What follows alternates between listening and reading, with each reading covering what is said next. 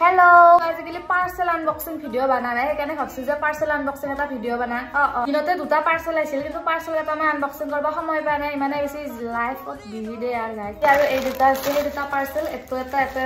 ফটোতে এটো কৰো এই পাৰ্সেল খোলাটো কম জ্বালা নহয় দে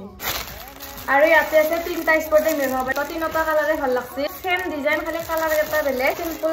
স্পৰ্টিং অৰ্ডাৰ দিছো যে মই টি-শাৰ্ট বহুত ভাল পাওঁ আৰু কাপোৰটো একদম বহুত বেলেগ লাগছে মানে পিছিলকা ধৰণৰ কাপোৰ নাই কিবা একদম কটনৰ কাপোৰৰ দৰে আৰু বাকি দুটা এনা সেম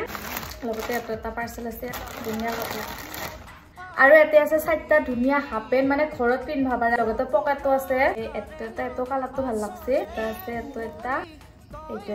এন্টানা নতুন স্পৰ্টিং এটা পিন্ধি চালো এটো বহুত ভাল লাগছে স্পৰ্টিংটো ইমান বেছি কমফৰ্টেবল জিন্সৰ লগত পিন্ধিলে মজা লাগিব